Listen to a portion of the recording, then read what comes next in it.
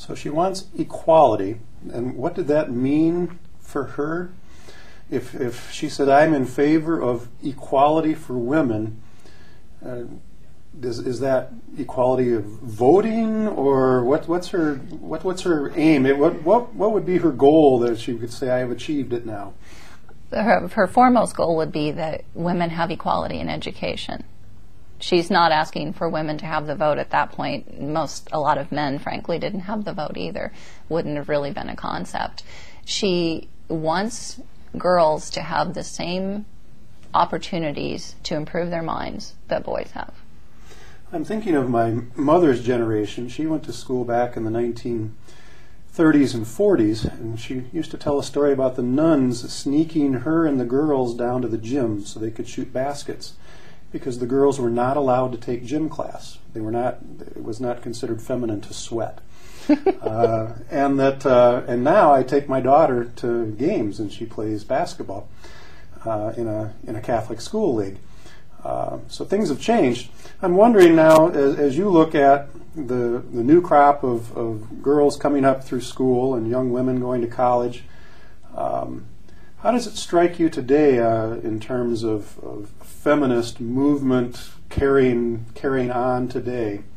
Are women being too much on the sensibility side, too much on the sense side, or have we finally struck a good balance? I think there's some groups of women that have struck a good balance and have managed to still be rational, intelligent, educated beings and have 100 pairs of shoes at the same time. Enjoy crying at chick movies. There will always be some women who are not interested in education and perhaps might be more easily classified as having sensibility as opposed to sense. And there are groups of women for whom fashion holds no desire whatsoever, and so they would be more on the sense side. What's different now is that there is an idea that you can have that sort of synthesis. Feminism is something that I see now not necessarily being stated. It has been around for so long that yes, women can go to school, yes, we can be educated, yes, we can do whatever, that I don't think it's given much thought anymore. I know now that there are more females in undergraduate programs than males, and that some colleges are saying that we have a real shortage of males on campus, and they're looking for ways to attract men to education.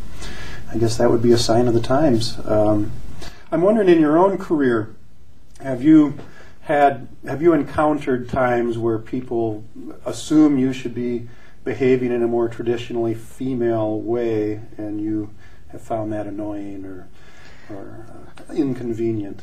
Well, when I was in grad school, I had one professor tell me that if I wore makeup, no one was ever going to take me seriously as an academic, because that was 15 minutes that I could have been spent doing research. I had another professor, after I'd gotten an A+ on a test, say, wow, you're a lot smarter than you look. Right. Given the gentleman was quite a bit older, and I took it as the compliment that I believe he meant it to be. It was just one of those that, well, okay, that's what I have to put up with. I did have a graduate advisor say that it didn't matter whether I graduated in August or December because I was just a woman. And that would really be the only time, and all of those examples were in graduate school, and I was in my early to mid-20s. Do you have any role models besides Mary Wollstonecraft in your life that has helped you along the way? One of the women that pops to mind that I really admire is Betty Ford, because here was a woman who was thrust into a position of social importance that she had not expected, suddenly becoming First Lady, and the grace with which she handled that and the controversial social issues that she brought up, and then the leadership role that she took in admitting her own human failings in terms of substance abuse and starting the Betty Ford Clinic. I think for her time when I was young and she became First Lady, I was very impressed with how she managed to balance sense and sensibility.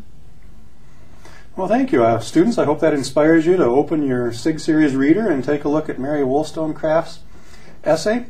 And we hope to see your thoughts on the discussion board. Thank you, Karla, for coming in. Thank you.